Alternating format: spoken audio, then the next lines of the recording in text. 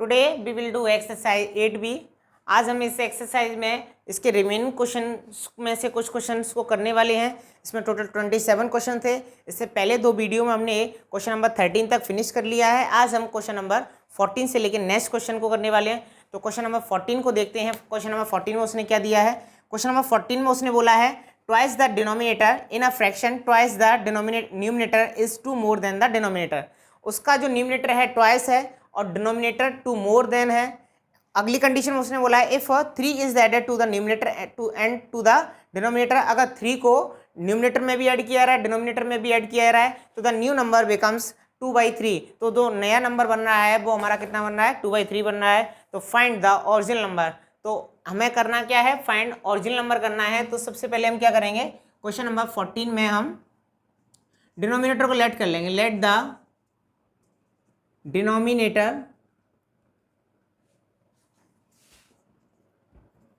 B x.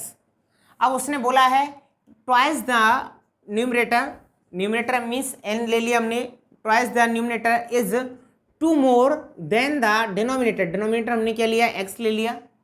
यहाँ से N का वैल्यू निकल के आ जाएगा एक्स प्लस 2/2। ये होगी हमारी इक्वेशन नंबर 1।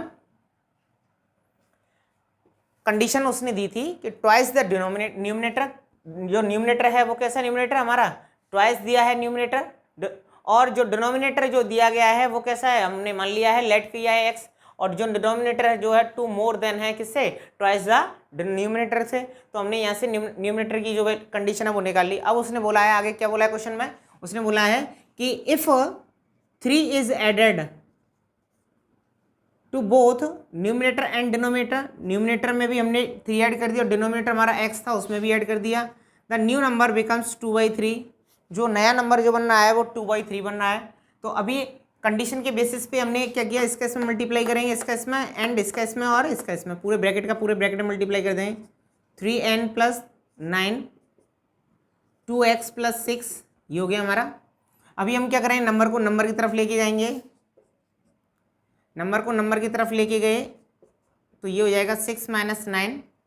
यहाँ से फ्रॉम इक्वेशन नंबर 1 अभी मैं वैल्यू पुट करूँगा। यहाँ से फ्रॉम इक्वेशन नंबर 1 से n का वैल्यू क्या है मेरा, x + 2/2, x + 2/2 ये पूरे, और का ये यहाँ पे माइनस का 2 आ गया, ये हो गया मेरा माइनस का 3। यहाँ से मैं लिख सकता हूँ from equation number 1, from equation number 1 से मैंने यहाँ से n का वैल्यू मैंने पुट कर दिया, यहाँ n का वैल्यू मैंने लगा दिया। अभी मैं क्या कर सकता हूँ, यहाँ से एलसीएम लेके सॉल्व कर सकता हूँ और इसका इसमें मल्टीप्लाई भी कर रहा हूँ। 3x + 6 - 4x/2 = -3। अभी इसका इसमें मल्टीप्लाई हो जाएगा, ये आपस में सॉल्व हो जाएंगे। यहाँ से -x + 6 -6, अब ये 6 मेरा उधर चला जाएगा, -x -6 -6 -12। तो यहाँ से x का जो वैल्यू आ जाएगा वो हमारा आ जाएगा 12। अभी ये x का जो वैल्यू है वो क्या है, हमारा डिनोमिनेटर आया है। अभी हम इसको पुट करें किस में, इक्वेशन नंबर 1 में। Putting the value of x, putting the value of x in equation number 1। Equation 1 में पुट करेंगे तो यहाँ से न्यूमरेटर निकल के आ जाएगा x + 2/2, 12 + 2/2 14/2 इट मीन्स 7। यहाँ से ये सिंपल हो गया। हमारा फ्रैक्शन क्या होगा, फ्रैक्शन होगा हमारा, न्यूमरेटर हमारा 7 है, डिनोमिनेटर हमारा 12 है। इट मीन्स हमारा जो आंसर होगा वो हमारा 7/12 आंसर नीचे आ जाएगा। तो यहाँ से आपने देखा कि क्वेश्चन नंबर 14 को हमने पहले लैंग्वेज को हमने पूरे अच्छे से समझा, देन उसके बाद उसका सॉल्यूशन किया। अभी हम इसका नेक्स्ट क्वेश्चन करने वाले हैं। अभी हम करते हैं इसका next question, question number 15। Question number 15 में उसने क्या दिया है, क्वेश्चन नंबर 15 में उसने बोला है the length of a rectangle. एक रेक्टेंगल की जो लेंथ है वो अपने ब्रेस्ट को, जो ब्रेथ है उसकी, उसको 7 एक्सीड कर रही है। If the length is decreased by 4, अगर लेंथ को 4 डिक्रीज किया जा रहा है and the breadth is increase by 3, अगर उसकी लेंथ को 4 डिक्रीज किया जा रहा है मीन्स कम किया जा रहा है और उसकी लेंथ ब्रेथ को 3 मोर किया जा रहा है, तो उनके जो एरिया हैं वो सेम रहते हैं। Find the length and the breadth of the rectangle, जो ओरिजिनल जो रेक्टेंगल दिया उसका लेंथ ब्रेथ हमें निकालना है। तो सबसे पहले हम क्या करेंगे, उसने कहा है कि उसकी जो लेंथ है उसकी ब्रेथ को कैसा कर रही है, वो डिक्रीज कर रही है, कितना 7 डिक्रीज कर रही है। तो सबसे पहले हम क्या करेंगे, let the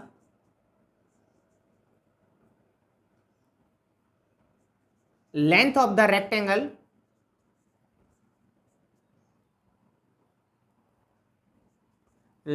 of the rectangle be x. हमने सबसे पहले क्या किया, उसने क्वेश्चन में बोला था कि रेक्टेंगल की जो लेंथ है वो हमारी ब्रेथ को 7 एक्सीड कर रही है, तो सबसे पहले हमें लेंथ पता होनी चाहिए। तो अब हम यहाँ लिख सकते हैं ब्रेथ ऑफ द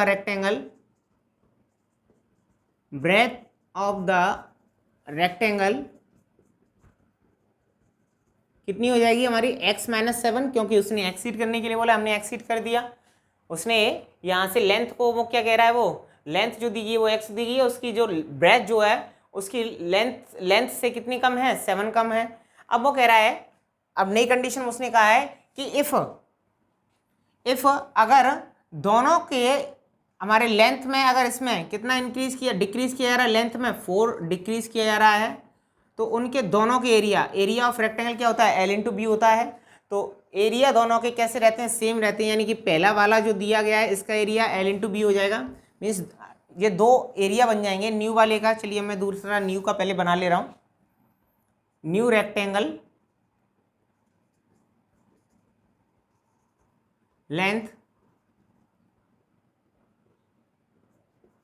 कितनी हो जाएगी, x-4 एंड ब्रेथ कितनी हो जाएगी,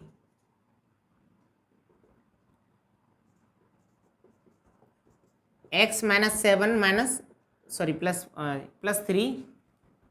उसने कहा था कि लेंथ जो है -4 कर रहा है, लेंथ में वो क्या कर रहा है, -4 कर रहा है, और ब्रेथ में वो ऐड कर रहा है, तो इसको हम सॉल्व कर सकते हैं, x-4 हो जाएगा। अब कह रहा है, उसने क्वेश्चन में आगे बोला है कि दोनों का जो area of the new rectangle and same of the, यानी जो प्रीवियस वाला जो रेक्टेंगल है और उसका और इसका एरिया जो है कैसा हो जाएगा, area of rectangle and area of new rectangle कैसे हैं, दोनों के इक्वल हैं। इट मीन्स यहाँ भी L/B हो जाएगा और यहाँ भी L/B हो जाएगा। पुराने वाला जो रेक्टेंगल है, पहला वाला जो रेक्टेंगल था उसका जो L/B कितना दिया है, x × x-7 ये था इसका, और नया वाले का जो है x-4 यहाँ से इसका मल्टीप्लाई कर दिया x² - 7x, और ये स्क्वायर से स्क्वायर वाली प्रॉपर्टी से खुल जाएगा, या भाई डायरेक्ट मल्टीप्लाई कर लीजिए, और इसका इसमें 16 x² से x² कट जाएगा 7x, यहाँ से ये माइनस का 8x प्लस का 16, 8x इधर आ जाएगा 7x 16 x = 16। x का जो वैल्यू है हम पुट कर देंगे, यहाँ से x क्या था हमारा, लेंथ आ गया, तो लेंथ तो हमारी निकल के आ गई। लेंथ कितनी होगी हमारी, ये पूरा जो क्वेश्चन था वो शायद आपका दिया गया है, आपका सेंटीमीटर में दिया गया है, तो ये सेंटीमीटर में आपकी आ गई लेंथ। उसने ब्रेथ कितनी दी थी, ब्रेथ उसने बोला था 7 माइनस कर रहा था, तो 16 - 7 = 9, तो ब्रेथ उसकी 9 सेंटीमीटर आ जाएगी। तो इस तरह से आपका क्वेश्चन नंबर 15 आपका सॉल्व हो जाएगा और इसमें आपको कोई प्रॉब्लम नहीं आएगी। अब हम इसका क्वेश्चन नंबर 16 वाला करते हैं। 16 वाले क्वेश्चन में उसने क्या बोला है, the width of the rectangle is 2/3 of its length. उसने कहा है कि उसकी जो विड्थ दी गई है, वो विड्थ जो दी गई है लेंथ की 2/3 दी गई है, जो लेंथ की जो है वो कैसी है, 2/3 है। तो if the perimeter of the rectangle, जो पेरीमीटर दिया गया है आपको रेक्टेंगल का वो दिया गया 180, तो find the dimension of the rectangle. हमें रेक्टेंगल की डायमेंशन को निकालना है, एल और बी का वैल्यू निकालना है। तो हमें सबसे पहले उसने कहा है कि विड्थ जो दी गई है वो कैसी है, width, let the width be x. सबसे पहले हमने मान लिया जो विड्थ जो दी गई है वो कितनी है, एक्स है हमारी। Width of the rectangle is, जो विड्थ जो दी गई है इज, इससे मीन्स इक्वल हो गया, of the rectangle is 2/3 of 2/3 से means 2/3 of the length, length से मीन्स हमने ले लिया यहाँ l, x is equal to 2/3 l. L का वैल्यू निकालेंगे यहाँ से तो क्या आ जाएगा, एक्स का वैल्यू तो हमारा ये है ही, एल का वैल्यू क्या आ जाएगा हमारा, एल का वैल्यू निकालेंगे हम तो ये ऊपर आ जाएगा, ये नीचे आ जाएगा, तो 3x/2 ये एल का वैल्यू हो जाएगा हमारा।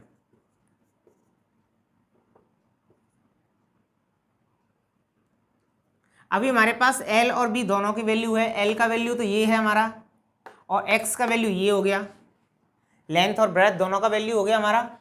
तो अब हम यहाँ से लिख सकते हैं कि पेरीमीटर ऑफ रेक्टेंगल कितना दिया है हमारा, perimeter of rectangle is equal to 2l + b। L का वैल्यू कितना है हमारा 3x + 2 एंड ब्रेथ, ब्रेथ का जो वैल्यू दिया है 2/3l, और एल के प्लेस पे फिर से हमें पुट करना पड़ेगा। ब्रेथ तो उसने एक्स दी ही है, पूरी हमारी ब्रेथ जो दी है वो कितनी दी है, एक्स दी है, तो एक्स ही ले लेंगे उसके प्लेस पे। और यहाँ से रेक्टेंगल हमारा कितना आ जाएगा, हमारा रेक्टेंगल का जो पेरीमीटर दिया है वो दिया है हमारा 180, यहाँ से कट गया 90 टाइम्स, यहाँ से इसको एलसीएम लेके सॉल्व कर देंगे, 3x + 2x, ये इसका फिर से मल्टीप्लाई कर देंगे, इसमें मल्टीप्लाई हो गया 180 हो गया, ये हो गया 5 से ये डिवाइड हो जाएगा, 5 3 या 15, 5 6 या 30, x = 36।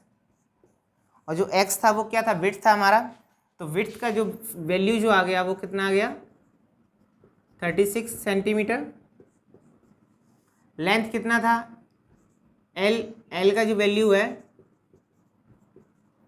वो कितना था हमारा 3x/2, 3 × x का वैल्यू आया 36/2, इससे इसको कट कर देंगे, यहाँ से इसका इसमें मल्टीप्लाई कर दें 54 सेंटीमीटर, तो ये आपका लेंथ निकल के आ जाएगा और यही आपके दोनों आंसर हो जाएंगे।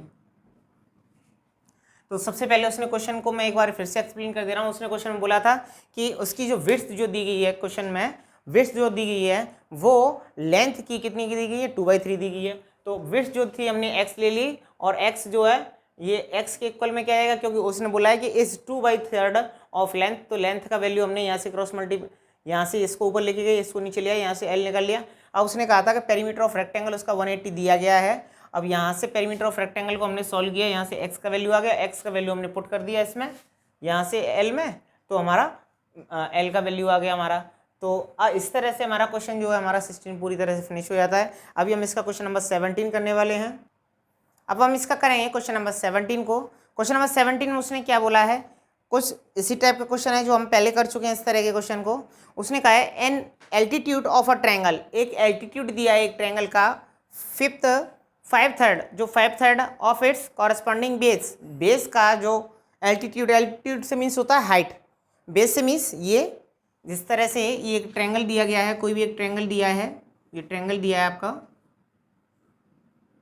तो ये बेस होगा और ये एल्टीट्यूड होगा आपका, ये हाइट होगी। तो हम सबसे पहले क्या करेंगे इस तरह क्वेश्चन के लिए, let the base of the triangle, base of the triangle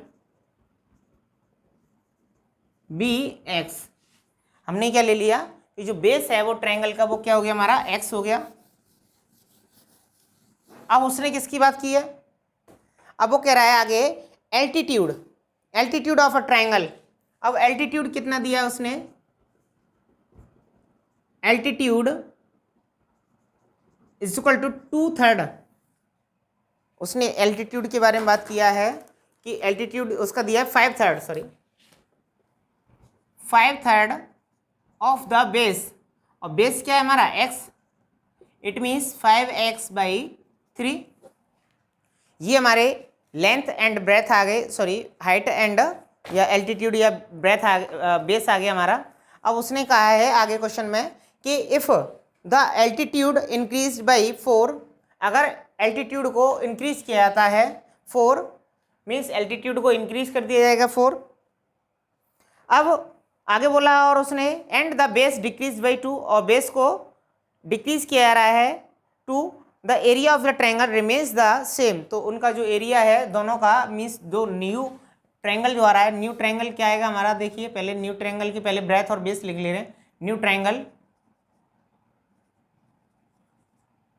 triangle का जो हमारा बेस होगा वो कितना हो जाएगा, उसने कहा है कि बेस जो है कितना हो रहा है हमारा, बेस हमारा 2 डिक्रीज हो रहा है, तो बेस 2 डिक्रीज कर दिया हमने। और एल्टीट्यूड जो है एल्टीट्यूड इंक्रीज हो रहा है हमारा, एल्टीट्यूड इंक्रीज बाई 4। तो एल्टीट्यूड हमारा क्या था 5x/3 + 4, इसको एलसीएम लेके सॉल्व कर सकते हैं, यही 5x + 12 ये आ गया हमारा। अभी यहां से उसने कहा है कि एरिया ऑफ द ट्रायंगल, दोनों के एरिया जो है कैसे हो रहे हैं, इक्वल हैं। Area of triangle is equal to area of new triangle,